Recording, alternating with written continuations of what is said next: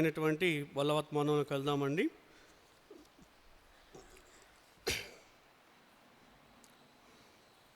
దావీదు రాసినటువంటి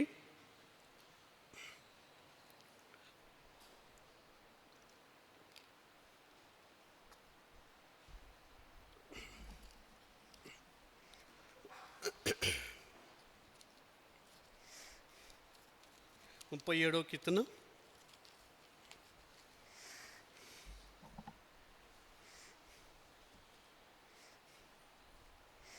దావీదు రాసినటువంటి 37వ కీర్తన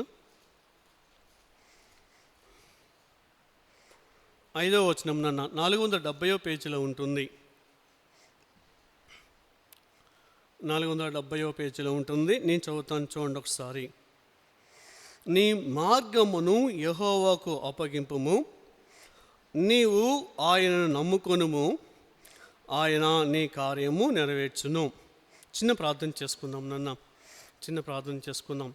ప్రేమ నమ్మకమైన మా తండ్రి, పరిశుద్ధాం దేవేశయ్య, మీకు వేలాది వందనములు స్తోత్రం చెల్లించుకుంటున్నాం తండ్రి. ఇప్పటివరకు చక్కగా మరి మీ సన్నిధిని మాతో ఉంచి ఆరాధనలో నడిపించిన విధానాన్ని బట్టి వందన స్తోత్రం నాయన. మరి బలవత్మానవుల ప్రభా, మీ దాసుని మీ జ్ఞాపం చేసుకోండి. మీ కలువసాటును మరుగుపరచిన దేవ సహాయం ఇచ్చేయండి. ఈ చదివినటువంటి వాక్య లేఖనాల ద్వారా ప్రభు మాతో మాట్లాడండి, మమ్మల్ని దర్శించండి. మీ జీవజల ఓటని మాలో నింపండి ప్రభావం సహాయం చేయండి. కుడి వచ్చిన ప్రతి ఒక్కరితో మీరు మాట్లాడండి, దర్శించండి దేవ సహాయం చేయండి. ఏ ఒక్కరము కూడా ఖాళీ హృదయాలతో వెళ్ళడం కాదు కానీ ప్రభా, మీ మాటలతో మేము ఉజ్జీవింపబడి మీ శక్తిని మీ బలాన్ని మీరు అందుకొని ప్రభా తండ్రి గృహానికి వెళ్ళడానికి సహాయం చేయండి. అయా తండ్రి, అటువంటి కృపలోకి నడిపించాలని ప్రార్థిస్తున్నాం తండ్రి. మీ దాసుని నన్ను బలపరచండి దేవ సహాయం చేయండి. నేను ఒకటివాడిని అలుపును బలహీను ప్రభా, చాదగానే వాడిని ప్రభా తండ్రి. ఈ చాదగాన వాడిని మీ కలువ చాటున మరుగుపరిచి మీ నోటి బురుగా వాడుకొని ముందుండి నడిపించవలసిందిగా యేసుక్రీస్తు వారి ఘనమైన నామములో ప్రార్థిస్తున్నాను తండ్రి, ఆమేన్. అవకాశం ఉంటే రాసుకుందాం నాన్న, ఇంటికి వెళ్ళిన తర్వాత ధ్యానం చేయడానికి బాగుంటుంది.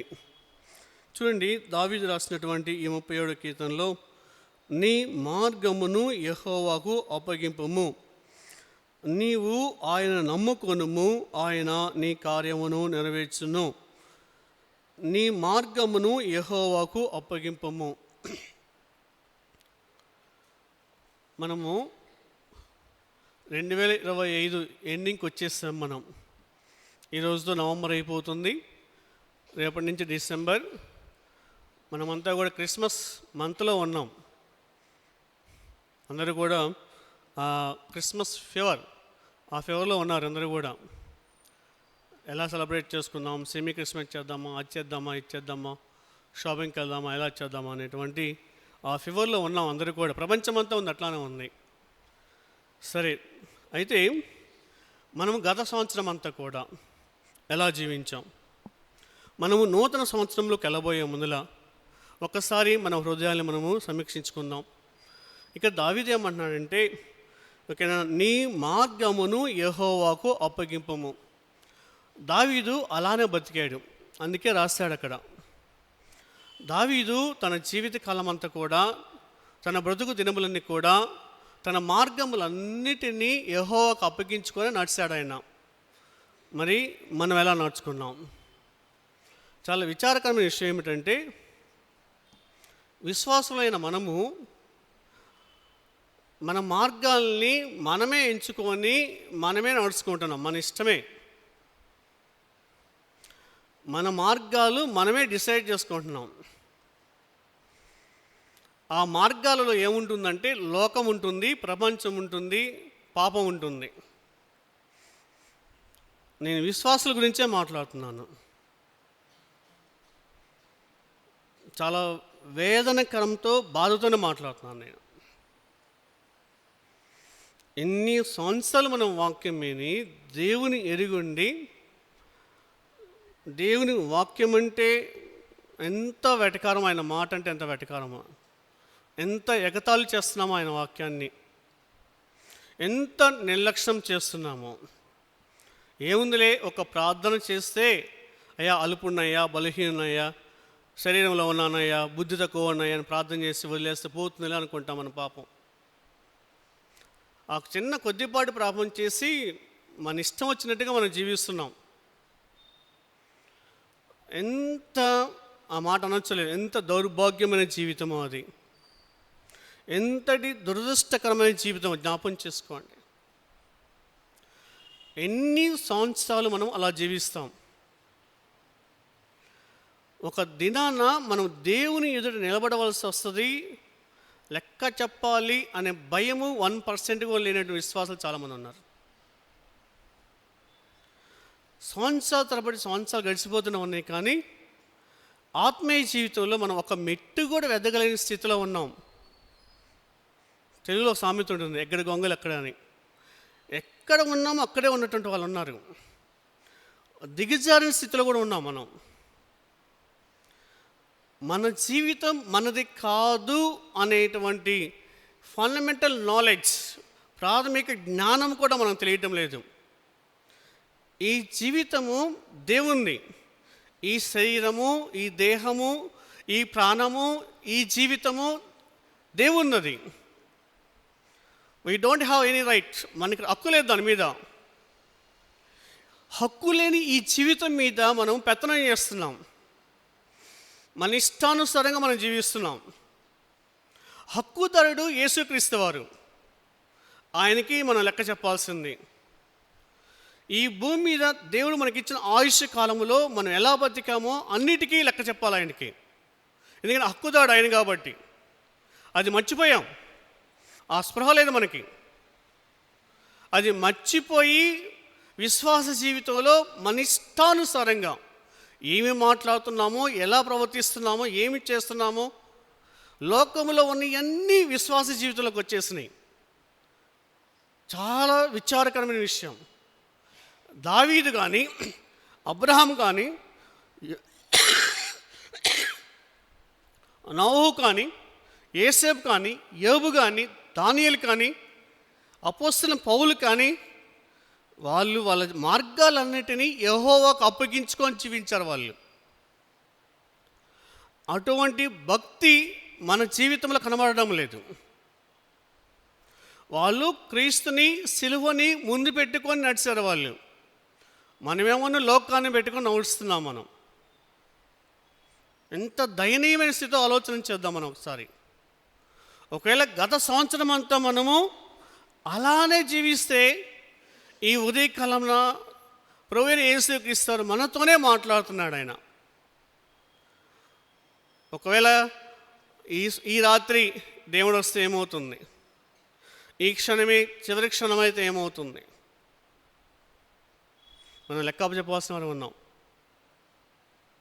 కాబట్టి మన మార్గములను ఎవరైతే ప్రభువైన యేసుక్రీస్తు వారికి అప్పగించుకుంటారో, ఆయన ఏం చేస్తాడంటే, ఓకేనా, చూడండి, నీ కార్యములు నెరవేరుస్తాడు ఆయన. ఎటువంటి కార్యమైనా ఆయన నెరవేరుస్తాడు. మన కార్యాలు మనం చేసుకోవాల్సిన అవసరం లేదు. అది ఏ కార్యమైనా సరే, అది కుటుంబ సంబంధమైనది కావచ్చు, పరిచర్య సంబంధమైనది కావచ్చు, ఉద్యోగ సంబంధమైనది కావచ్చు, ఎటువంటి కార్యమైనా ఆయన చేస్తాడు. చేయగల సముద్రుడు ఆయన ఒక్కడు మాత్రమే. అలాంటి సముద్రుడైనటువంటి దేవునికి మన కార్యములను, మన మార్గములను అర్పించుకోకుండా మన ఇష్టానుసారంగా జీవిస్తున్నాం. అబ్రహాముని ఆయనని నడిపించాడు. ఆయన కార్యములన్నీ యేసుక్రీస్తు వచ్చేసాడు.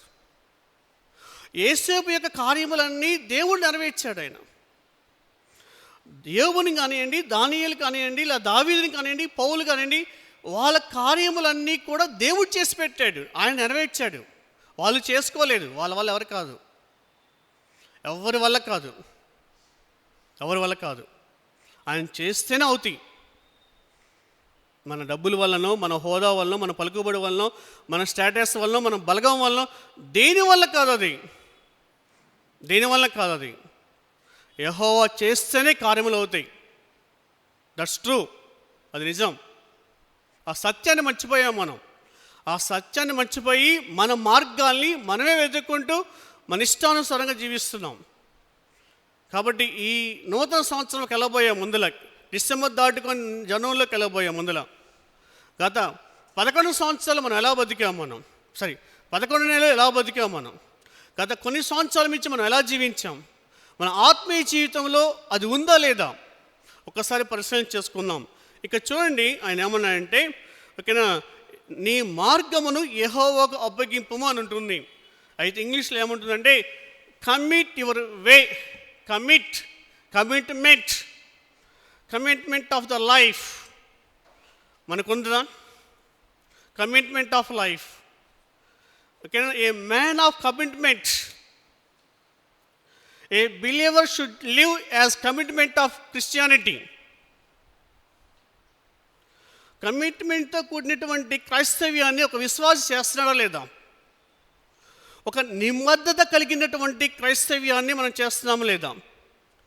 ఒక నిబద్ధత కలిగినటువంటి విశ్వాసమా కాదా? మనం ఒక నిబద్ధత కలిగినటువంటి జీవితాన్ని మనం జీవిస్తున్నాము లేదా? అబ్రహాం కానివ్వండి, లేదా పరిశుద్ధ గ్రంథంలో చెప్పబడినటువంటి గొప్ప వ్యక్తులు వాళ్ళ జీవితాన్ని ఒక కమిట్మెంట్, దేవునితో ఒక కమిట్మెంట్తో చేశారు వాళ్ళు. ఆ కమిట్మెంట్ అనేటువంటిది, లేదా మన మార్గాన్ని దేవునికి అప్పగించుకోవడం అనేటువంటిది ఈ రోజున విశ్వాసాలు కనబడడం లేదు. చాలామంది విశ్వాసాలు కనబడడం లేదు.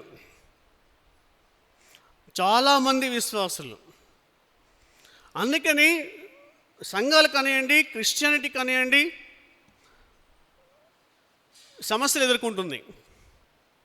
సమస్యలు ఎందుకు వస్తున్నాయి అంటే అందుకే క్రైస్తవం మీద, క్రిస్టియానిటీ మీద, క్రైస్తవుల మీద ఎందుకు ఇంతటి దాడి జరుగుతుందంటే వీ డోంట్ హ్యావ్ కమిట్మెంట్. మనకి కమిట్మెంట్ లేదు. అది క్రీస్తు కోసం ఇలా బతుకుతామనేటువంటి, ఇలా జీవిద్దామనేటువంటి కమిట్మెంట్ మనకి లేదు. అది మనకి లేదు.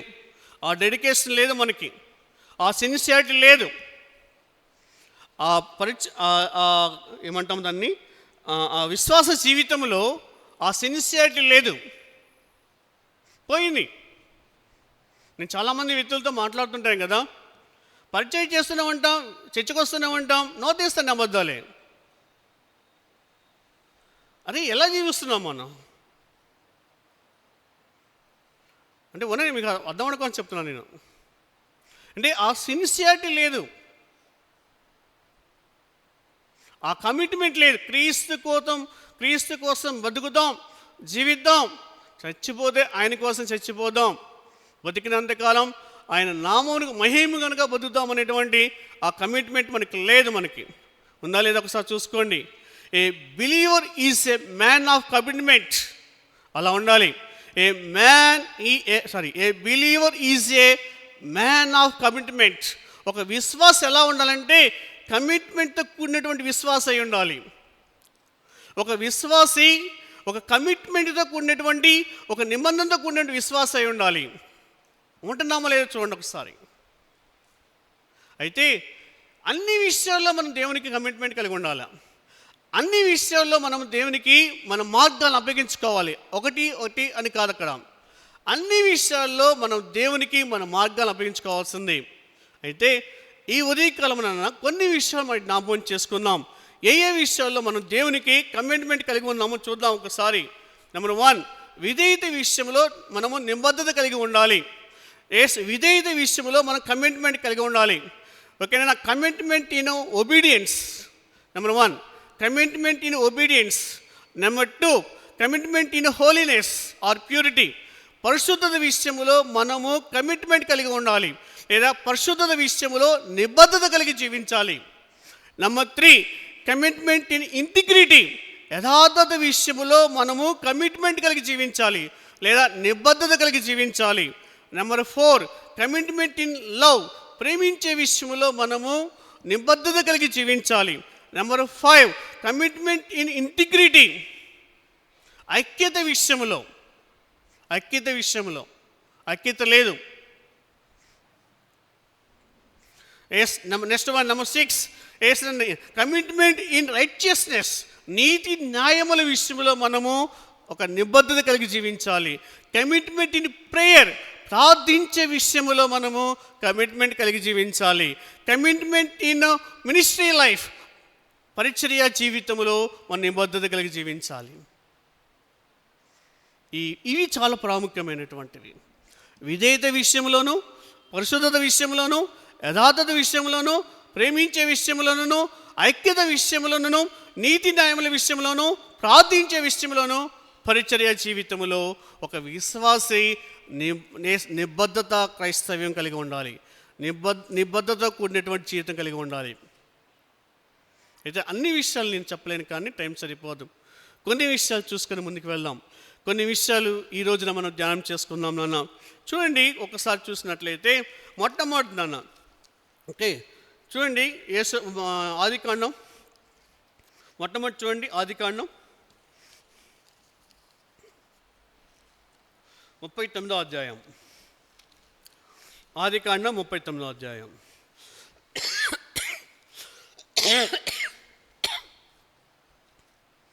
ఆదికాండం 39వ అధ్యాయం నేను చదువుతాను, చూడండి ఒకసారి. పేజ్ నెంబర్ 33 నాన్న. 8 నుంచి 12 వచనాలు నేను చదువుతాను, చూడండి ఒకసారి. అయితే అతడు అంతండి, ఒప్పక నా యజమానుడు తనకు కలిగినదంతయు నా చేతికి అప్పగించను కదా, నా వశమున తన ఇంటిలో ఏమి ఉన్నదో అతడు ఎరగడు, ఇంటిలో నాకంటే పైవాడు ఎవడనో లేడు అంటూ చెప్పుకుంటూ 12 వచనాలు చెప్పుకుంటూ అక్కడ ఏం చేస్తాడు, 12వ వచనంలో నాన్న, అప్పుడు ఆమె అతని వస్త్రము పట్టుకొని తనతో శయనించమని చెప్పగా అతడు తన వస్త్రమును ఆమె చేతిలో విడిచి పెట్టి తప్పించుకొని బయటికి పారిపోయిన. ఇక్కడ మనం ఏసేపులో ఏం చూస్తామంటే commitment in holiness. Commitment in holiness, పరిశుద్ధత విషయంలో ఎంత నిబద్ధత కలిగి జీవించాడు చూడండి. చూడండి ఎంత అంటే అక్కడ మాట ఉంటుంది, ఏమంటుందంటే ఒప్పుకోలేదు, రిజెక్టెడ్, డినైడ్, తిరస్కరించేస్తాడు ఆయన, త్రోసాదులో పడేస్తాడు. అంటే ఇలా చెప్పుకుందాం, రాజీ పడినటువంటి జీవితం,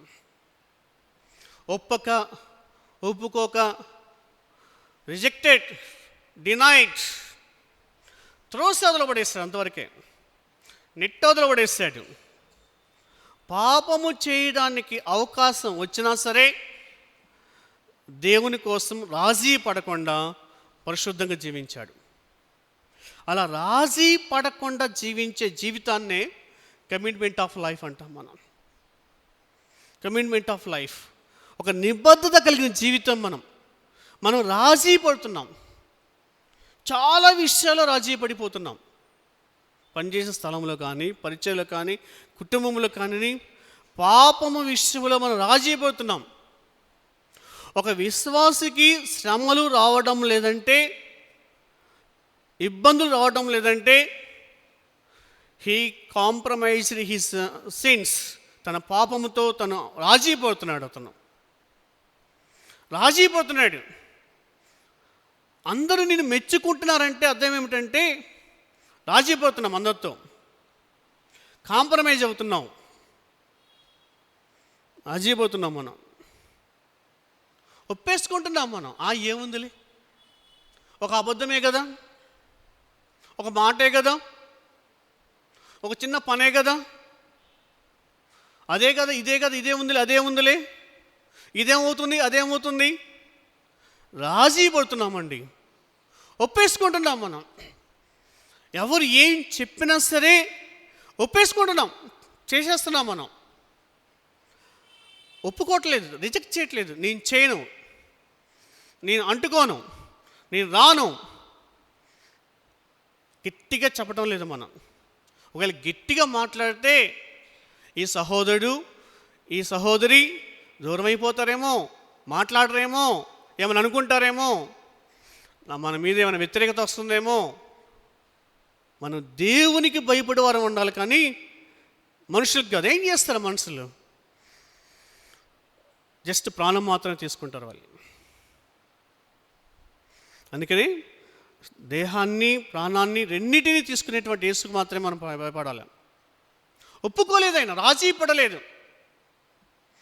కమిట్మెంట్. పాపానికి రాజీ పడినటువంటి నిబద్ధత కలిగిన భక్తి జీవితం కలిగిన వ్యక్తి యోసేపు.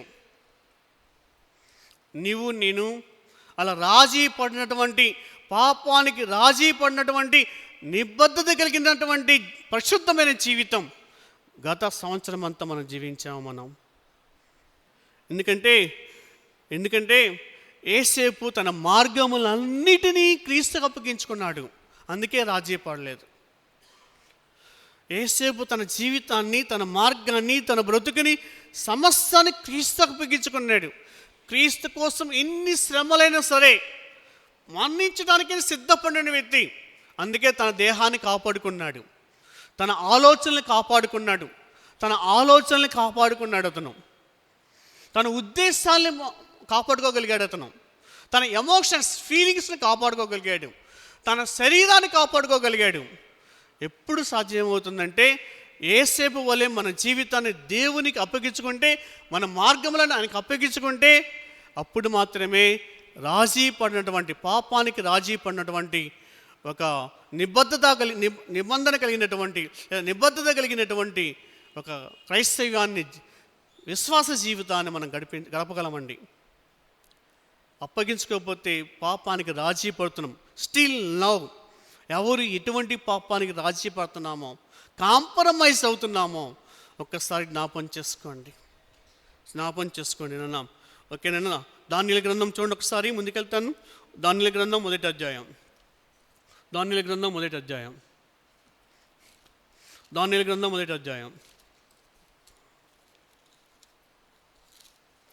Page number 731.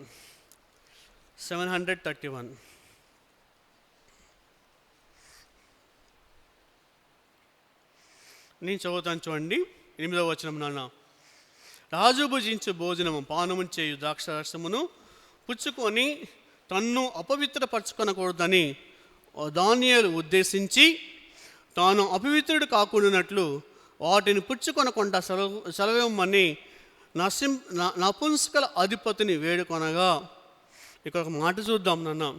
అక్కడ మంచి మాట అంటే, ఓకేనా, దానియేలు ఉద్దేశించి. దానియేలుకి ఒక ఉద్దేశం ఉంది. మన ఉద్దేశాలు ఎలా ఉన్నాయి? మన ఉద్దేశాలు దానియేలు లాంటి ఉద్దేశాలేనా? దానియేలు లాంటి ఉద్దేశాలు మనం కలిగి ఉంటే మనం కూడా మనల్ని అపవిత్రపరచుకోకుండా కాపాడుకోగలుగుతాం. అయితే మనకు అటువంటి ఉద్దేశాలు లేవు. అలాంటి ఉద్దేశాలు రాజీ పడుతున్నాం, సర్దుకుపోతున్నాం. అసలు అది తప్పని మనకి అనుకోవట్లేదు మనం అసలుకి. ఇదే విషయం చూస్తే భోజనం చేయడము, పానం తాగడం అనేది తప్పు కాదు అసలు. జనరల్గా లోకంలో ఉన్న వ్యక్తులకి పాపం, అది తప్పు కాదు, అది పాపం కాదు. అది లోకంలో ఉన్న వ్యక్తులకి పాపం కానే కాదు అసలుకి. ఇదే ఉద్దేశము విశ్వాసుల జీవితంలో కూడా వచ్చేసింది. ఎలా వచ్చిందంటే, మనం చేసేది, మాట్లాడేది, ప్రవర్తించేది తప్పు కాదు అనే ఉద్దేశంలోకి వచ్చేసాం. అటువంటి ఆత్మీయ జీవితంలోకి వచ్చేసాం. మనం చేసింది కరెక్టే అని మనం కప్పిపుచ్చుకొని వెళ్ళిపోతున్నాం. మనం తప్పని తెలిసినా కూడా మనం చేస్తున్నాం. తెలుసు మనకి, వి నో ఎవ్రీథింగ్, మనకి ప్రతిదీ తెలుసు. ఇలా మాట్లాడకూడదు, ఇలా ఉండకూడదు, ఇలా చేయకూడదు, ఇది తప్పని తెలిసినా కూడా ఇంటెన్షనల్గా, ఉద్దేశపూర్వకంగా చేసేస్తున్నాం మనం. ఎందుకంటే చేస్తున్నాం మనం, అంతవరకే రాజీపడిపోతున్నాం. మనల్ని మనం సాటిస్ఫై చేసుకుంటున్నాం. మన ఉద్దేశాలు ఎక్కడ ఉన్నాయి? ఇక దానియేలుకు ఉద్దేశం చూడండి ఎలా ఉంది అంటే, మన ఉద్దేశాలు ఎప్పుడు కూడా పవిత్రంగా ఉండాలి. మన ఉద్దేశాలన్నీ కూడా పవిత్రంగా ఉండాలి. మన ఉద్దేశాలు పవిత్రంగా ఉన్నప్పుడు మాత్రమే మనం తిరస్కరిస్తాం, మనం నో అని చెప్తాం. అది మనకి భౌతికంగా మనకి ఎంత ప్రియమైనదిగా కనిపించినప్పటికీ కూడా, ఎంత మంచిదిగా కనిపించినప్పటికీ కూడా, మన ఉద్దేశాలు పవిత్రంగా ఉన్నప్పుడు మనం రిజెక్ట్ చేస్తాం. ఏ విధంగా యోసేపు యొక్క ఉద్దేశాలు పవిత్రంగా ఉన్నాయి కాబట్టి రిజెక్ట్ చేశాడు ఆమెతో. మన ఉద్దేశాలు గత సంవత్సరం అంతా కూడా, గత జీవితకాలం అంతా కూడా పరిశుద్ధమైన ఉద్దేశాలు కాదు. ఒకసారి ఆలోచన చేయండి. ఎస్, మన ఉద్దేశాలు ఎప్పుడు కూడా రాజీ పడని ఉద్దేశాలు అయి ఉండాలి. Don't compromise. మన ఉద్దేశాలు దేనితోనూ రాజీ పడకూడదు. రాజీ పడ్డామా ఆ రోజు మనం పాపం చేసినట్టే. మన ఉద్దేశాలు ఎప్పుడు కూడా రాజీ పడని ఉద్దేశాలు అయి ఉండాలి. మన ఉద్దేశాలన్నీ కూడా క్రీస్తుకు అప్పగించుకోవాలా. అయ్యా, నా ఉద్దేశాలు కాదయ్యా, నా మార్గాలు కాదయ్యా, నా ఆలోచనలు కాదు, నా తలంపులు కాదు, నీ ఉద్దేశాలే నా ఉద్దేశాలు, నీ మార్గమే నా మార్గం, నీ ఆలోచన నా ఆలోచన, నీ మాట నా మాట. మన మార్గాలని, మన ఉద్దేశాలని, మన ఆలోచనల్ని, మన తలంపులని క్రీస్తుకు అప్పగించినప్పుడు మాత్రమే అవి పవిత్రంగా ఉంటాయి. మన ఉద్దేశాలని క్రీస్తుకు అప్పగించుకోకుండా మన ఉద్దేశాలు ఎలాంటివి అంటే మురికి, తప్పుడు ఉద్దేశాలు మన అన్నీ కూడా. మన ఉద్దేశాలలో మంచి అనేది ఉండదు, అసలుకి ఉండదు. ఇంకోసారి అపవాది ఏం చేస్తాడంటే మన ఉద్దేశాలన్నింటినీ పొల్యూట్ చేస్తాడు. కాబట్టి దానియేలు ఏం చేస్తాడంటే తన ఉద్దేశాలని దేవునికి అప్పగించుకున్నాడు. అందుకనే ఆ నబూకద్నెజరు తీసుకొచ్చిన భోజనాన్ని సున్నితంగా వద్దని రిజెక్ట్ చేస్తాడు. ఏమైంది? ఏం కాలేదు. దేవుడు అతనికి తోడై ఉన్నాడు. మళ్ళీ వేరే భోజనం తీసుకొచ్చి పెట్టాడు. అయితే మనకు ఆ ధైర్యం ఉండాలి. నో అని చెప్పే ధైర్యం ఉండాలి. మనకి భయపడకూడదు. మనం ఒక విశ్వాస జీవితంలో నో, క్రీస్తుకు మాత్రమే ఎస్ చెప్పాలి మనం. అట్లాగని ఇంట్లో అన్నిటికీ నో అని చెప్పవాకండి. వేరే క్రీస్తుకు మాత్రమే ఎస్. ఎందుకంటే ఆయన మాటలో పవిత్రత ఉంటుంది, ఆయన ఉద్దేశాలు వేరు. దేవుడి నోటి నుంచి ఏ మాట వచ్చినా పవిత్రంగా ఉంటాయి. దావీదు అంటాడు, నీ నోటి పెదవుల నుంచి వచ్చిన ఆజ్ఞలు నేను ఎన్నడూ మీరలేదు కదా అంటాడు దావీదు.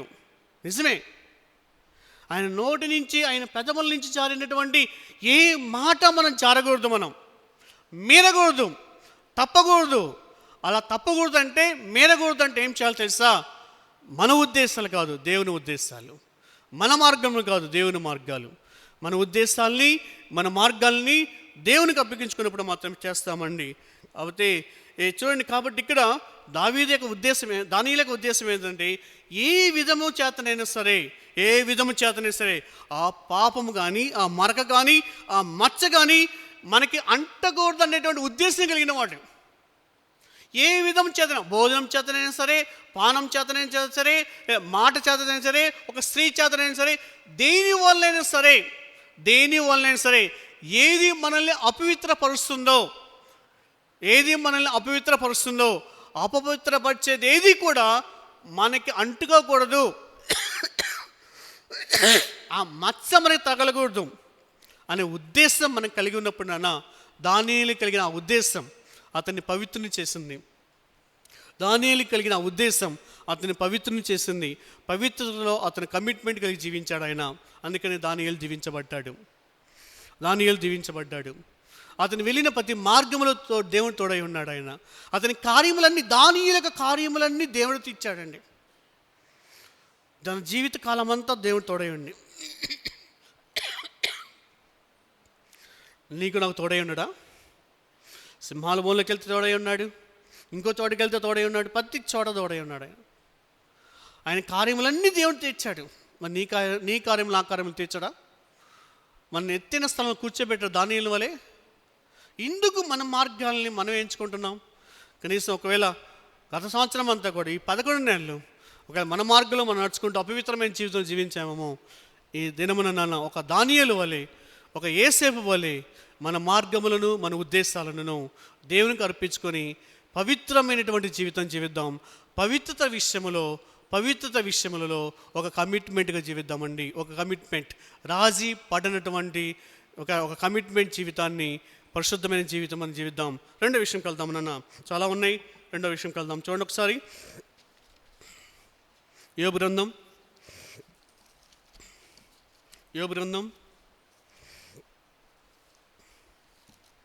23వ అధ్యాయం నాన్న, పేజ్ నెంబర్ 437.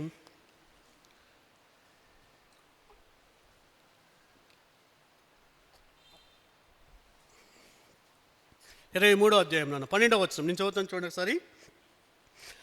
ఆయన పెదవుల ఆజ్ఞను నేను విడిచి తిరగలేదు, ఆయన నోటి మాటలను నా స్వాభిప్రాయం కంటే ఎక్కువగా ఎంచుతుని. దీనికి ఒక టైటిల్ పెట్టుకుందాం, కమిట్మెంట్ ఆఫ్ ఒబీడియన్స్. ఫస్ట్ ఏమన్నా కమిట్మెంట్ ఆఫ్ హోలీనెస్, పరిశుద్ధ విషయంలో నిబద్ధత కలిగి జీవించాలి. రెండవది కమిట్మెంట్ ఇన్ ఒబీడియన్స్, విధేయత విషయంలో మనం ఒక కమిట్మెంట్ ఉండాలా, నిబద్ధత ఉండాలా. ఇక్కడ యోబు ఎంత కమిట్మెంట్ చూడండి ఒకసారి. ఏమన్నాడంటే, ఆయన పెదవుల ఆజ్ఞను నేను విడిచి తిరగలేదు, ఆయన నోట్లో నుంచి వచ్చిన ఏ ఆజ్ఞ కూడా నేను మెరగలేదు. నాకు ఉన్నటువంటి సమస్తము పోగొట్టుకున్నా సరే, అందరూ నన్ను విడిచిపెట్టినా సరే, నా శరీరంలో ఆరోగ్యం అనేది కొద్దిగా కూడా లేకపోయినా సరే, ఇటువంటి స్థితిలో నేను జీవిస్తున్నా సరే, నేను దేవుని నోటి నుంచి వచ్చినటువంటి ఏ ఆజ్ఞను మెరగలేదు. That is the commitment of obedience. దేవునికి విధేయత కలిగి జీవించడం అంటే అది. ఇక్కడ మొదటి అధ్యాయం కలండి, యోబు గ్రంథం మొదటి అధ్యాయం. యోబు గ్రంథం మొదటి అధ్యాయం 21వ వచనం. 21, నేను నా తల్లి గర్భంలో నుండి దిగంబరినై వచ్చుతని, దిగంబరినై అక్కడికి తిరిగి వెళ్ళేదను. యెహోవా ఇచ్చెను, యెహోవా తీసుకొని పోయెను, యెహోవా నామమునకు స్తుతి కలుగును కాక. ఈ సంగతులలో ఏ విషయమందును యోబు ఏ పాపమును చేయలేదు, దేవుడు అన్యాయం చేసినని చెప్పలేదు. తెలిసినట్టు వాక్య భాగం ఏది.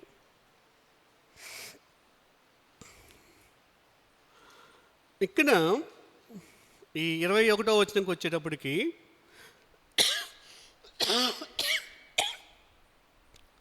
తనకున్నటువంటి పిల్లలందరూ చనిపోతారు, తనకున్నటువంటి ఆస్తిపాస్తులు మొత్తం పోతాయి, ఒంటరివాడైపోతాడు.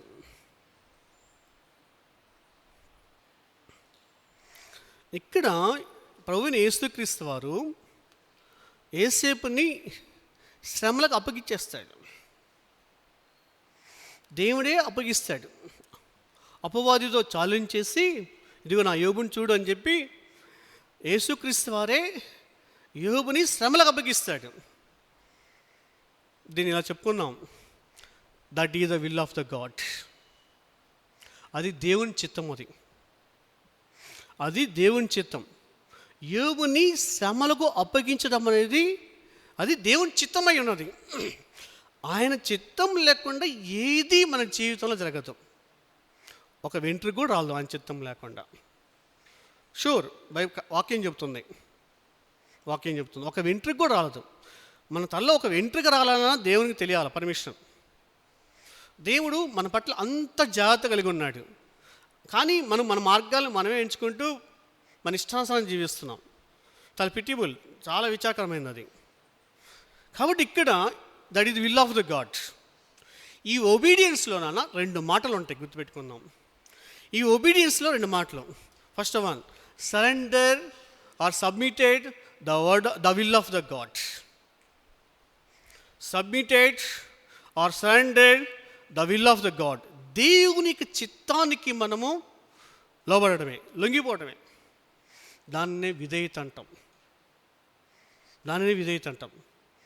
మనం ఎప్పుడన్నా ఒక్కసారన్నా, దేవా నా జీవితంలో నీ చిత్తమై ఉన్నది,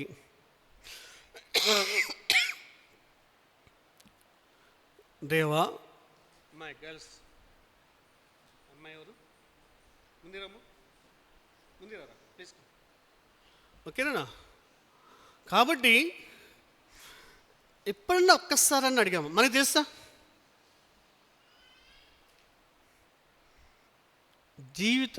నా జీవితంలో దేవుని చిత్తమయమైనదో మనకు తెలుసా? మీకు తెలుసా? నాకు తెలుసా? ఎప్పుడైనా ప్రార్థన చేసి అడిగామా? తీసుకున్నామా? అసలు దట్ ఈజ్ ఫండమెంటల్. అది మొట్టమొదటి చేయాల్సిన పని. అదే చేయలేదు.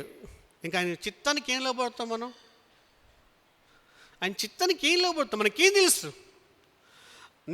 మన జీవితాల పట్ల దేవుని చిత్తమై ఏమన్నదో మనకు తెలియకుండా యోబు గ్రహించాడు. యోబుకు తెలుసు.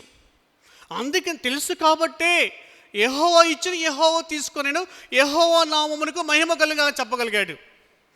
తెలిసినప్పుడు మాత్రమే, ఆ గ్రహింపు మనకు ఉన్నప్పుడు మాత్రమే దేవునికి చిత్తం మన జీవితంలో ఏమై ఉన్నదో ఆ గ్రహింపు మనకు ఉన్నప్పుడు మనం ఆ దేవునికి చిత్తానికి లోబడతాం. అంతే. తెలియనప్పుడు మాత్రమే మన ఇష్టానుసారం మనం జీవిస్తాం. కానీ తెలిసినప్పుడు ఆ చిత్తానికి, దేవునికి చిత్తానికి వి సరెండర్ దట్ వన్. దేవునికి చిత్తానికి లోబడతాం మనం. ఇక్కడ యోబు శ్రమలకు గురి కావడం అనేటువంటిది, పరీక్షింపబడడం అనేటువంటిది, that is the will of the God. దేవుని చిత్తమై ఉన్నది అది. ఆ దేవుని చిత్తానికి యోబు లోబడ్డాడు. Yes my lord, yes my lord. ఎంత ధైర్యంగా చెప్పాడు చూడండి. మొత్తం పోగొట్టుకున్నా సరే, సమస్తము పోగొట్టుకున్నా సరే, ఒంటరి వాడైనా సరే, పిండివై నలగొట్టబడినా సరే, ఎస్ లార్డ్ అన్నాడు. Yes Lord. అవును దేవా, అవును తండ్రి, నీ మార్గమే, నువ్వు ఎంత నిలబెట్టినా నీ మాట ప్రకారం లోబడ్డాడు. రెండోది, we surrender the word of the God. We obey or surrender, submitted the word of the God. దేవుని మాటకి మనం లోబడాలి. మొట్టమొదటి ఏమో దేవుని చిత్తానికి లోబడాలి. రెండోది ఏమో దేవుని నోటి నుంచి వచ్చే, ఆయన పెదవుల నుంచి వచ్చే ప్రతి మాటకి మనం లోబడాలి. మనం లోబడడం లేదు. తగ్గించుకోవడం లేదు. మనం ప్రేమ కలిగి జీవించు అంటే జీవించలేకపోతున్నాం. క్షమించు అంటే క్షమించలేకపోతున్నాం. ఏ విషయంలో మనం దేవుని మాటకి లోబడుతున్నామో చెప్పండి ఒకసారి.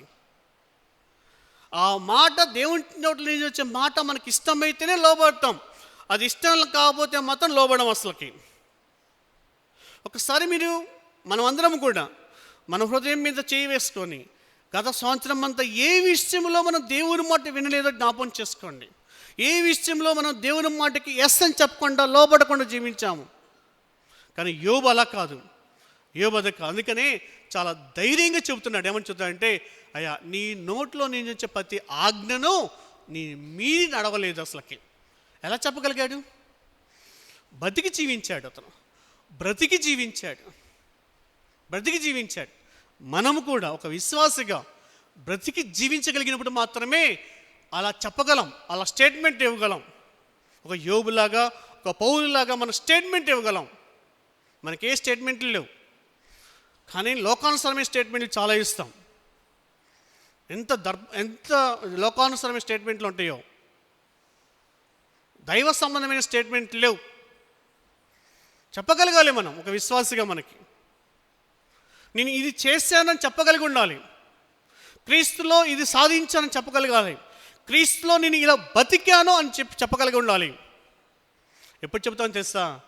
Surrender to the word of the God, the will of the God.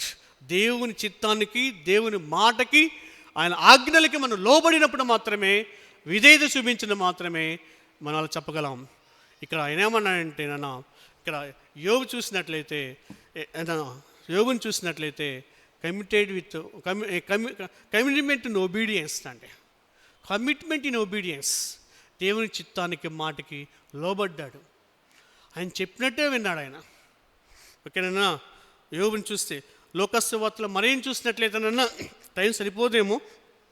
ఓకేనా? అక్కడ ఆమె కూడా అంతే. మొదటి అధ్యాయంలో, రెండో అధ్యాయంలో ఉంటుంది, obey the word of the God. ఒక మాట చెప్పేసి నేను ముందుకెళ్తాను. చూడండి, లోకస్వార్త మొదటి అధ్యాయం అండి. లోకస్వార్త మొదటి అధ్యాయం. నేను మొత్తం చదవలేం, కానీ ఇక్కడ 50వ పేజీ చూడండి ఒకసారి.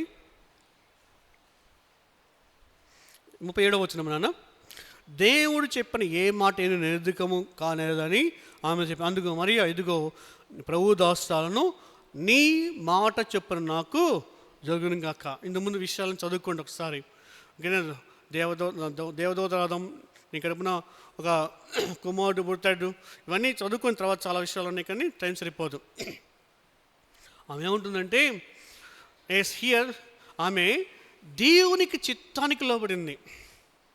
ఒక కన్యక గర్భమున ఒక కుమారుడు పుట్టడం అనేది విల్ ఆఫ్ ద గాడ్, అది దేవునికి చిత్తం. అది అలా జరిగితే శ్రమలు వస్తాయని, ఇబ్బందులు వస్తాయని మనకి తెలుసు, కానీ లోబడింది, దేవునికి చిత్తానికి లోబడింది, దేవుని మాటకు లోబడింది. అక్కడ ఏమంటుందంటే నీ మాట చొప్పున నాకు జరుగును కాకంటే ఆమె obedience to the word of the God, దేవునికి మాటకు లోబడింది. ఆమె దేవుని చిత్తానికి లోబడింది, దేవుని మాటకు లోబడింది. ఎంతటి విధేయురాలో చూడండి, ఎంత అందుకని ఆమె గనురాలైంది. మనం గనులమా కాదు ఒకసారి చూడండి, మనం ధన్యులమా కాదు ఒకసారి చూడండి.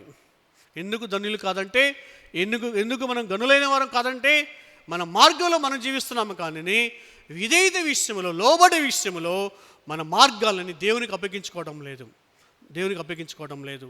కాబట్టి నేను మన జీవితాన్ని surrender our life to the word of the God, will of the God, that is obedience. కాబట్టి యోబునైనా లేదా మరేం చూసినట్లయితే వాళ్ళు దేవునికి విధేయతకి లోబడ్డారు, వాళ్ళ మార్గాల్ని దేవునికి అప్పగించుకున్నారు. మీ మాటే మా మాట, మీ చిత్తమే మా చిత్తం అని చెప్పి దేవునికి వాళ్ళ జీవితాల్ని అప్పగించుకున్నారు, వాళ్ళ మార్గాలను అప్పగించుకున్నారు.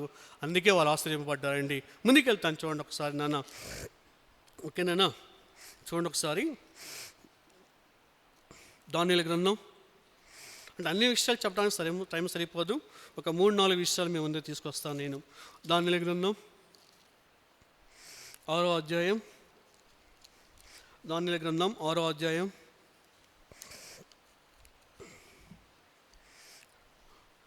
737 పేజీ అండి.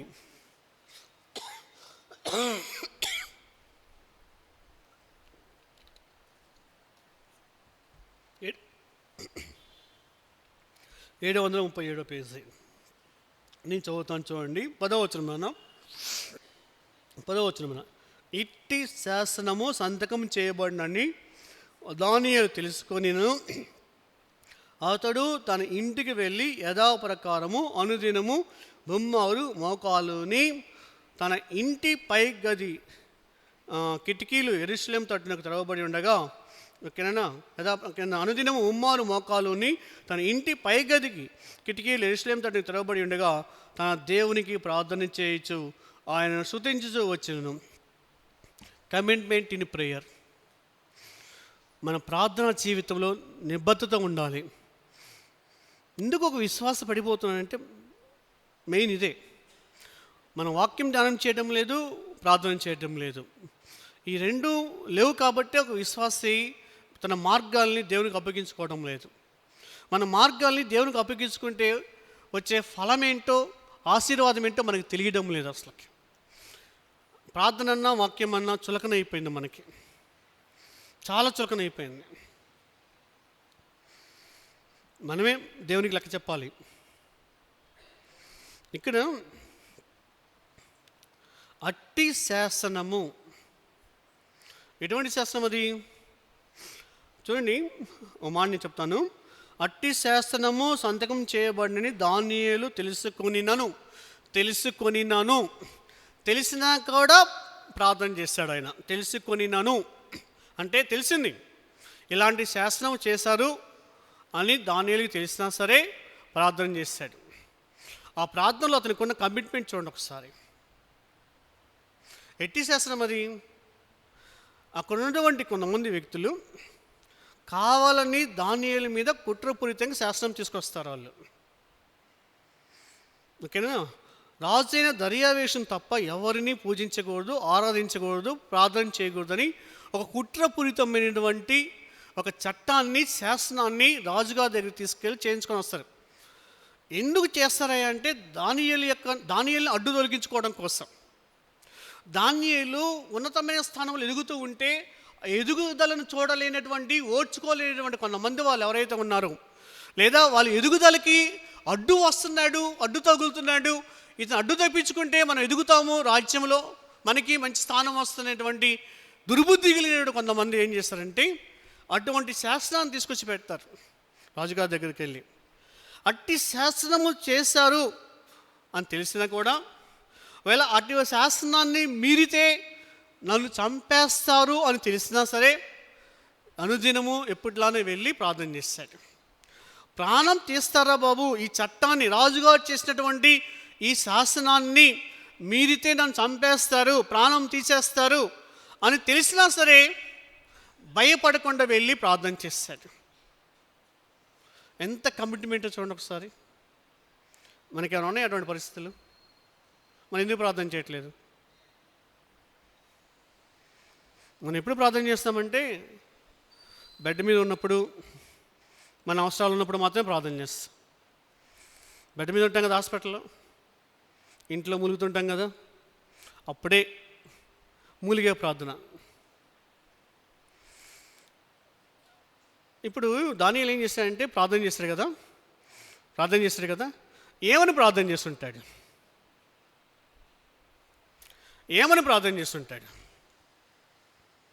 చెప్పాలి. ఏమని ప్రార్థన చేస్తుంటాడు? మామూలుగా అయితే ఇట్లా చెప్పుకుందాం, అయ్యా యేసయ్యా, ప్రార్థన చేయకుండా ఇలాంటి వాళ్ళు శాసనం తీసుకొచ్చారు, వీళ్ళ దగ్గర నుంచి నన్ను కాపాడమయ్యా అని ప్రార్థన చేస్తుంటాను, అంతేనా? ఇది ఒక ప్రార్థన. కానీ నేను వాక్యం ధ్యానం చేస్తున్నప్పుడు నాకు దేవుడు చెప్పిన మాట ఏంటంటే, అయ్యా వీళ్ళు తెలివి తక్కువ వాళ్ళయ్యా, తెలుసో తెలియక వీళ్ళు ఈ శాసనం తీసుకొచ్చారు, శాసనం చేసిన వాళ్ళని ఏం చేయమన్నాడు? క్షమించమని ప్రార్థన చేస్తుండొచ్చు. That is a true prayer. దానియేలు ప్రార్థన చేసినా చేయకపోయినా రక్షిస్తాడు దేవుడు, అందులో అనుమానం లేదు. అస్సలు వదిలిపెట్టడు. దానియేలు ప్రార్థన చేసినా చేయకపోయినా ఖచ్చితంగా రక్షిస్తాడు, అందులో అనుమానం లేదు. దానియేలుని వదిలిపెట్టే దేవుడు కాదు.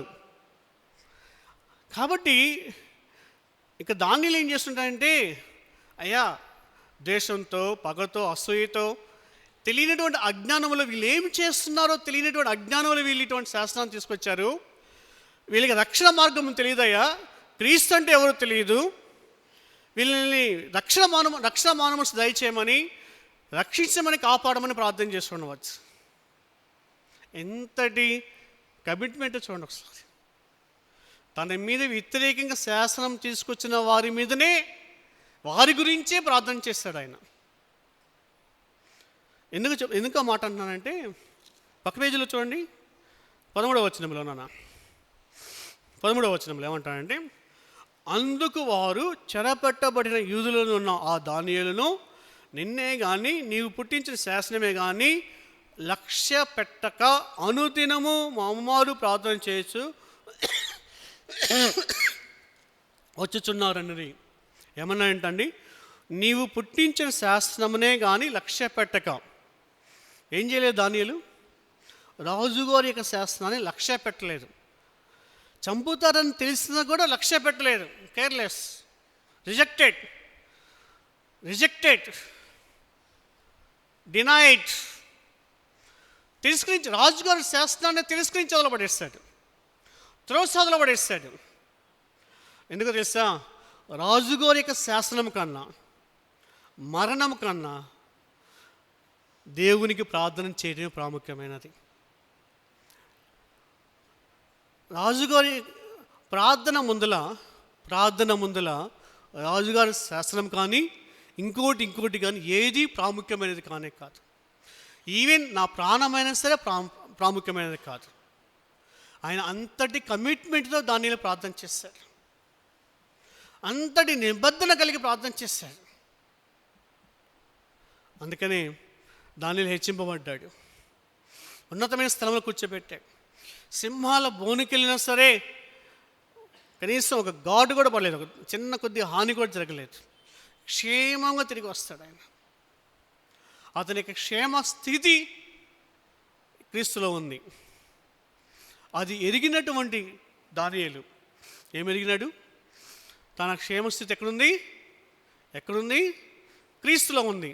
రాజుగారు లేదు, రాజు శాసనాలు లేదు, చట్టాలు లేదు, ఎక్కడ లేదు. అది ఈ చట్టాలు, ఈ శాసనాలు, ఈ రాజులు ఎవరు ఏమీ చేయలేరు. మన రాజు ఎదుట, మన రాజుకు రాజులేండి క్రీస్తు ఎదుట వీళ్ళెవరు ఏమీ చేయలేదు, ఏమీ నిలబడవు కూడా. అలాంటి ఉద్దేశం కలిగినటువంటి దానియేలు, అలాంటి ఉద్దేశం మనకుందా? అట్లాంటి ఉద్దేశం, అటువంటి ఆలోచన మనకున్నదా? అలాంటి తలంపులు మనకున్నాయా? అలాంటి ఉద్దేశాలతో తలంపులతో మనం ప్రార్థన చేస్తున్నామా? అలాంటి ఉద్దేశాల తలంపులు మనకుంటే ప్రార్థనలో మనము ఒక కమిట్మెంట్తో చేస్తాం. మనం అసలు దానియేలు లాంటి ప్రార్థన, విజ్ఞాపన ప్రార్థన, తనకు హాని చేసిన వాళ్ళు, తనకి కీడు చేసిన వాళ్ళు, అపకారం చేసిన వాళ్ళు, తన నాశనాన్ని కోరుకునేటువంటి వాళ్ళు, తనకి వ్యతిరేక శాసనాన్ని రూపొందించి రాజుగారికి కోపం రేపినటువంటి వాళ్ళు, రాజుగారి దగ్గరికి తీసుకెళ్ళినటువంటి వాళ్ళు, వాళ్ళకి కోసం అతను ప్రార్థన చేశాడు. నీవు నేను మనము గత సంవత్సర కాలం అంతా కూడా అలాంటి ప్రార్థన మనం చేశామా? Keep that question our mind. మన మనసులో ఒక క్వశ్చన్ వేసుకుందాం. అటువంటి ప్రార్థన, అలాంటి ఒక కమిట్మెంట్ కలిగిన ప్రార్థన చేస్తామా? చేయలేదేమో. ఎటువంటి ప్రార్థన చేస్తాం? ఉఫ్ అంటే గాల్లో తేలిపోయే ప్రార్థనే, దేనికి పనికిరాని ప్రార్థన. ఏమనుకోవద్దు దయచేసి. అందరూ కాదు, కొంతమంది, చాలామంది అలానే ఉన్నారు. చాలామంది అలానే ఉన్నాం. ఒకవేళ దానియేలు ఫస్ట్ ప్రయారిటీ ప్రార్థనకి ఇచ్చాడు. అతను ఎటువంటి శాస్త్రం చేసినా సరే మొట్టమొదటి ప్రయారిటీ ఏమి ఇచ్చాడంటే అది చేశాడు. ఎందుకంటే ఒకరైనా శాసనం లక్ష్య పెట్టలేదు కానీ దేవుని లక్ష్యం చేసుకున్నాడు. అతను శాసనాన్ని లక్ష్యం చేసుకోలేదు కానీ శాసనాన్ని నిర్లక్ష్యం చేశాడు. కానీ దేవుని లక్ష్యం చేసుకొని దేవుని గురి కలిగి తన మార్గాన్ని దేవునికి అప్పగించేసుకున్నాడు. అయ్యా, ఈ శాసనాలు ఏం కాదు, నువ్వు నాకు కావాలి.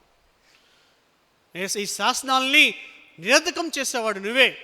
కాబట్టి నేను ప్రార్థన చేయకుండా మానను. ఎట్టి శాస్త్రం వచ్చినా సరే నేను ప్రార్థన చేస్తాను, మరణమైనా సరే ప్రార్థన చేస్తానని వేస్తున్నాను. ఆ శాస్త్రాన్ని నిర్లక్ష్యం చేసి లక్ష్య పెట్టకుండా దేవుని లక్ష్య పెట్టి మోకాళ్ళని ప్రార్థన చేశాడు. దానిని ఏమంటామంటే నిబద్ధతతో కూడినటువంటి ప్రార్థన అంటామంటే. దేవుని లక్ష్యంగా చేసుకొని, దేవుని గురిగా చేసుకొని మనం ప్రార్థన చేస్తే అదొక కమిట్మెంట్ ఆఫ్ ప్రేయర్ అంటాం దాన్ని. అటువంటి కమిట్మెంట్ ఆఫ్ ప్రేయర్ మనకు ఉందా లేదా చూడండి ఒకసారి. చివరికి ఒక మాట చెప్పేసి నేను క్లోజ్ చేస్తానన్నా. 4వ విషయం చెప్తాను, టైం సరిపోదు. 4వ విషయం చెప్తాను, చూడండి ఒకసారి. ఓకేనా? రోమీయులు రాసిన పత్రిక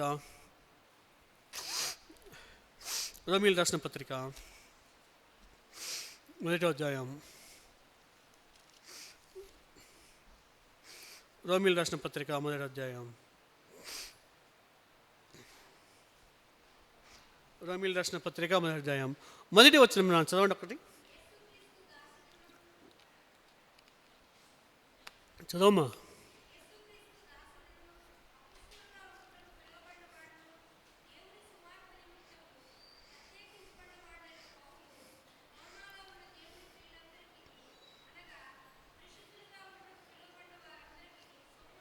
చాలు నాన్న. కాబట్టి 1వ వచనంలో ఏముందంటే, ఇది అపోస్తలుడైన పౌలు యొక్క పరిచయం. ఇది రోమా సంఘానికి తన పరిచయం చేసుకుంటున్నాడు.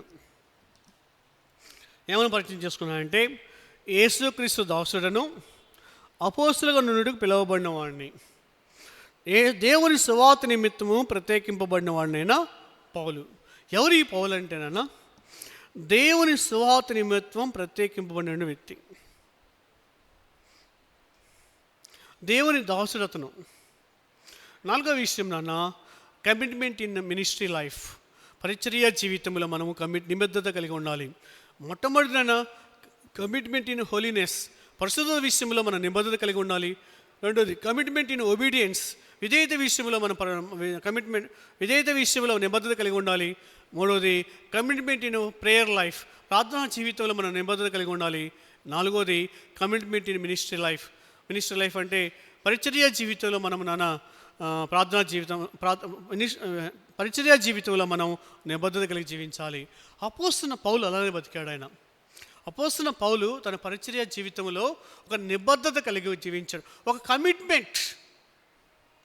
పౌలు మాత్రమే కాదు కానీ పాత నిబంధన గ్రంథంలో కానీ కొత్త నిబంధనలు కానివ్వండి, ఈ భక్తులందరూ కూడా పరిచర్య జీవితంలో అలానే బతికారు. వాళ్ళు అలానే బతికారు. చూడండి, యేసుక్రీస్తు వారు అపోస్తలుడైన పౌలుని సంధించినప్పుడు తను పిలుచుకుంటాడు. ఎందుకు పిలుచుకుంటాడంటే తన నిమిత్తము శ్రమలు అనుభవించడం కోసం పిలుస్తాడు. అపోస్తల కార్యంలో ఉంటుంది. కాబట్టి ఆ పిలిచినటువంటి పిలుపుకి అపోస్తలుడైన పౌలు లోబడతాడు. That is the will of the God. ఏంటి దేవునికి చిత్తం ఏమైందంటే అపోస్తలుడైన పౌలు జీవితంలో తన సువార్త నిమిత్తం శ్రమ అనుభవించాలి, అనేక మందికి సువార్త ప్రకటన చేయాలి, అనేక సంఘాలు కట్టాలి, దేవుని పరిచయంలో బహుగా విస్తారంగా వాడబడాలి. That is the will of the God. దేవుని చిత్తమై ఉన్నది. అందుకే దేవుడు అపోస్తలుడైన పౌలుని పిలుచుకున్నాడు.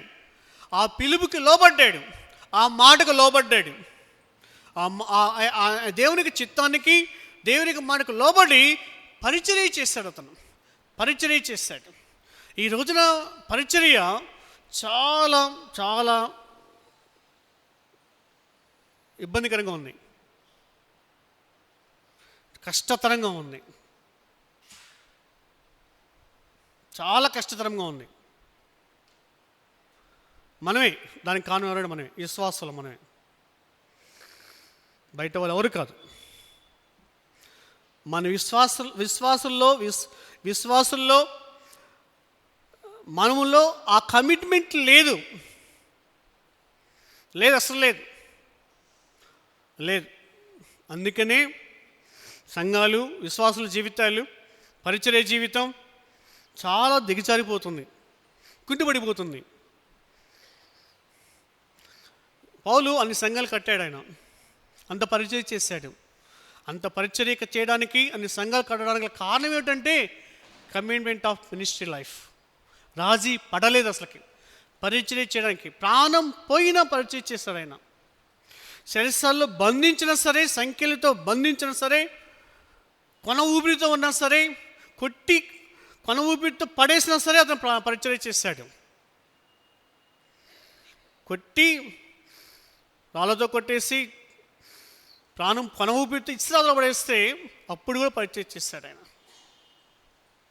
ఆ కమిట్మెంట్ మనకి లేదు అసలు. ఈ పని రాజగోపాల్ పెద్దదిగా ఆయనే చేసుకుంటాడులే, ఈ పని జోయల్గా ఆయనే చేసుకుంటాడు. అసలు సహకరించే వాళ్ళు ఎవరు లేదు అసలు. ఇంత స్వార్థం, రాజకీయాలు ఎక్కువైపోయినాయి. పరిచర్యలో రాజకీయాలు ఎక్కువైపోయినాయి. లోకం వచ్చేసింది, మినిస్ట్రీలోకి రాజకీయాలు వచ్చేస్తున్నాయి. ఈ రాజకీయాలు అంతకాలం కమిట్మెంట్ రాదు అసలుకి. దేవుడు రాజకీయాలు చేస్తే మనతో ఎక్కడుంటాం? దేవుడు మనతో ఆడుకుంటే మనం ఎక్కడుంటాం? ఒక క్వశ్చన్. మన మైండ్కి ఎప్పుడు ఆలోచన రాలేదు. వస్తే చెయ్యం మనం. వణుకు వస్తుంది మనకి, భయం వస్తుంది, గజగజ వణుకుతాం మనం. అది లేదు, ఆ ఫియర్ లేదు మనకి. కానీ అపోస్తలుడైన పౌలు దేవుని భయముతో వణుకుతూ పరిచర్య చేస్తాడండి. ఓకేనా? చూడండి, పరిచర్య జీవితం అంటే, పరిచర్య అనేటువంటిది జీవించడం ద్వారా జరగాలి మనకి. ఒక క్రమశిక్షణ కలిగినటువంటి, నిబద్ధత కలిగిన క్రైస్తవ జీవితమే, బ్రతుకే ఒక ప్రభావవంతమైనటువంటి పరిచర్య. అది ఒక ప్రభావవంతమైనటువంటి పరిచర్య ఎక్కడి నుంచి వస్తుందంటే, ఒక క్రమశిక్షణ, నిబద్ధత కలిగినటువంటి క్రైస్తవ జీవితం వల్ల మాత్రమే, అలా బ్రతకడం ద్వారా మాత్రమే ప్రభావవంతమైన పరిచర్య వస్తుంది మనకి. మన జీవితమే మినిస్ట్రీ. మన జీవితం ద్వారానే పరిచర్య చేస్తాం. మన జీవితమే చండాలంగా ఉంటే, దరిద్రంగా ఉంటే, దేవుని భయం లేకపోతే మన జీవితం నుంచి పరిచయం ఎలా వెళ్తుంది బయటికి?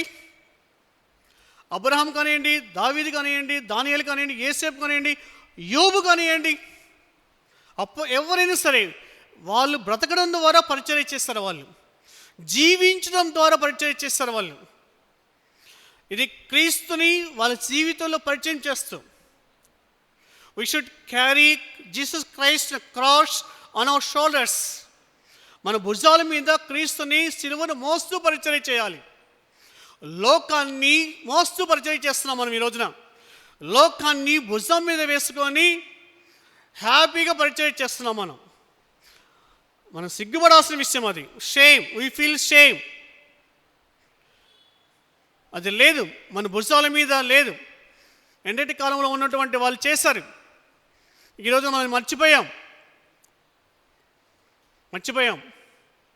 క్రీస్తుని మోసుకుంటూ we carry cross through our life.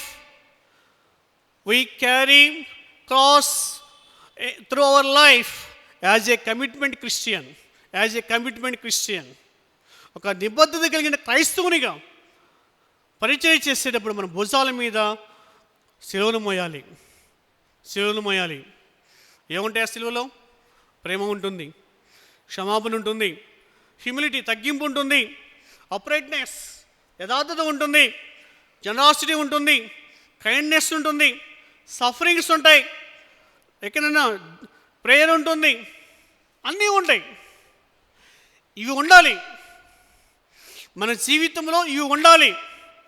వీటిని మోయాలి. మోస్తున్నామా? ధరిస్తున్నామా? మనం వీటిని కలిగి ఉండి పరిచర్య చేయాలి. ఇవి లేకుండానే పరిచర్య చేస్తున్నాం. ఇవి లేకుండానే విశ్వాసం అని చెప్పుకుంటున్నాం మనం. ఇవి లేకుండానే క్రిస్టియన్ అని చెప్పుకుంటున్నాం మనం. ఎలా చేస్తాం చెప్పండి? అదే చెప్తాం. నేను ఒక 2-3 రోజుల క్రితం టిఫిన్ చేయడానికి ఇక్కడ హోటల్కి వెళ్తే వాళ్ళు మాల వేసుకొని ఉన్నారు. ఏదో ఫోన్ చేస్తున్నాడు ఆయన. అతను ఫోన్ చేస్తే అతను ఏం మాట్లాడు నాకు తెలియదు. రేయ్, నా కోపం తెప్పించవాకరే అన్నాడు. వాడు ఏం తెప్పించదండి? వాడికి కోపం తెప్పించకూడదంట. అవునా? కోపం తెప్పిస్తే కోపపడతాం మనం? చెప్పండి. కోపం వచ్చే పరిస్థితులు ఉంటాయి, అవమానకరమైన పరిస్థితులు ఉంటాయి. చెప్పండి. క్లాస్లో ఈ FA2 ఎగ్జామ్ SA1 ఎగ్జామ్ అప్పుడు మార్నింగ్ ఏంటంటే తెలుగు మ్యాథ్స్ ఎగ్జామ్. ఏం ఎగ్జామ్ అది? Telugu maths exam. మామూలుగా అయితే ఫస్ట్ తెలుగు చదవాలి, తర్వాత మ్యాథ్స్ చదువుకోవాలి. సరే ఏం చదవాలో పిల్లలకి అర్థం కాక కొంతమంది ఇది తీస్తే నన్ను అడిగితే నేను వెళ్ళి అడిగొస్తాను నానండి. అడిగొచ్చాను ఆఫీస్లో. వాళ్ళు ఏం చెప్పారు? మ్యాథ్స్ అని చెప్పారు. అరే మ్యాథ్స్ అంటా చదువుకోనరా అని చెప్పాను నేను. ఇలా వాళ్ళ క్లాస్ టీచర్ వచ్చి ఏం చదువుతున్నారని అడిగిందామా. అడిగితే మ్యాథ్స్ అని చెప్పింది. ఎవరా మీకు మ్యాథ్స్ అని చెప్పింది? మీకు బుర్ర ఉందా లేదా అని తిట్టింది. ఇప్పుడు ఎవరికి బుర్ర లేదా అర్థం కాదు నాకు. పిల్లలకి బుర్ర లేదా, నాకు బుర్ర లేదా, లేదంటే చెప్పిన ఆఫీస్లో వాళ్ళకి బుర్ర లేదా? మీకు బుర్ర లేదురా, మెంటల్ అని తిట్టిందామే. ఇప్పుడు మెంటల్ వరకు అర్థం కాలేదు నాకు. పిల్లలకి మెంటలా, నా మెంటలా, ఆఫీస్లో వాళ్ళకి మెంటల్ అర్థం కాలేదు. నేనేం మాట్లాడలేదు, కామ్గా ఉన్నాను అంతే. Thank you Jesus. అవును కదా? అపోస్తలుడైన పౌలు అలానే బతికాడు. వెర్రివాడు వల్ల బతికాడు. ఎన్ని శ్రమలు అనిపించాడు. ఎన్ని శ్రమలు ఎందుకు అనిపించాడు తెలుసా?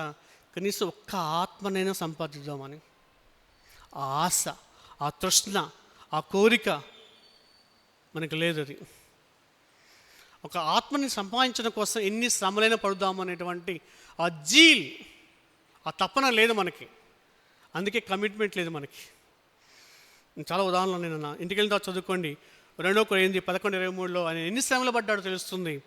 రోమీయులకు రాసిన పత్రికలో చూడండి 16:1 ఉంటుంది. నాయన ఎంతమంది సహాయం చేస్తాడో అపోస్తలుడైన పౌలుకి. రోమీయులకు రాసిన పత్రిక 16:1 నాన్న ఎంతమంది అపోస్తలుడైన పౌలుకి సహాయం చేస్తాడు. తిమోతి దగ్గరుండి సహాయం చేస్తాడు. అలాంటి సాటి అయిన సహకారులు ఈ రోజున కనబడటం లేదు. వాళ్ళు కూడా రాజకీయాలు చేస్తున్నారు. ఎట్లాగా నటిస్తున్నారు, పరిచర్యలో నటిస్తున్నారు. మనుషులను బట్టి విలువిస్తున్నారు. వాళ్ళు దేవుని బట్టి విలువ ఇవ్వడం కాదు. విలువ ఎక్కడి నుంచి వస్తుందంటే దేవుని ఇస్తే వస్తుంది. దుర్మార్గమైనటువంటి పరిచయం చేస్తున్నాం మనం. చాలా అన్యాయమైనటువంటి పరిచయం చేస్తున్నాం. అందుకనే మన సంఘాలు కొన్ని ఆత్మలు చేర్చబడటం లేదు, కొన్ని సంఘాలు కట్టబడటం లేదు, సంఘం విస్తరించబడటం లేదు, మన ఆత్మీయ జీవనం ఎదగడం లేదు. కాబట్టి పౌలు అలా కాదు. అతను ఎదిగాడు, అనేక ఆత్మలు కట్టాడు, అనేక సంఘాలు కట్టాడు. చివరి ఊపిరి వరకు కూడా, హతసాక్షులు అయ్యే వరకు కూడా క్రీస్తుని ప్రకటిస్తూనే ఉన్నాడు ఆయన. మనం చేస్తున్నామా? Commitment of ministry life. నన్ను 4 విషయాలు నేను చెప్పాను. నేను వేస్తున్న మన మార్గములను యెహోవాకి అప్పగించుకున్నట్లయితే ఆయన మనయన్నీ ఆయన నెరవేరుస్తాడు నాన్న. అయితే ఏ విషయాలు మన మార్గంలో అప్పగించుకోవాలి, లేదా ఏ విషయాలు మన కమిట్మెంట్ కలిగి ఉండాలంటే, ఓకేనా, పరిశుద్ధ విషయంలో మన కమిట్మెంట్ కలిగి ఉండాలి. రెండవది విధేయత విషయంలో మన కమిట్మెంట్ కలిగి ఉండాలి, విధేయత కలిగి ఉండాలి. మూడవది ప్రార్థించే విషయంలో మన కమిట్మెంట్ కలిగి ఉండాలి. నాలుగవది పరిచర్య జీవితంలో ఆ కమిట్మెంట్ మనం కలిగి ఉండాలి. అటువంటి కమిట్మెంట్ కలిగినటువంటి నిబద్ధత కలిగిన క్రైస్తవ్యాన్ని, నిబద్ధత కలిగినటువంటి విశ్వాస జీవితాన్ని మనం కొంతకాలము, గత సంవత్సరము బతికామో లేదా జీవించామో లేదా ఒకసారి మన హృదయాలు మనం సమీక్షించుకుందాం. తప్పు చేస్తున్నట్లయితే అడుగుదాం. ఆయన దయగలిగిన దేవుడు, కనికరించగలిగిన దేవుడు. అడిగితే క్షమిస్తాడు, మళ్ళీ మనకు ప్రసాదిస్తాడు. ప్రార్థన చేసుకుందాం. ప్రార్థనాపూర్వకంగా మన బలలో చేవేద్దాం. ప్రార్థన చేసుకుందామండి.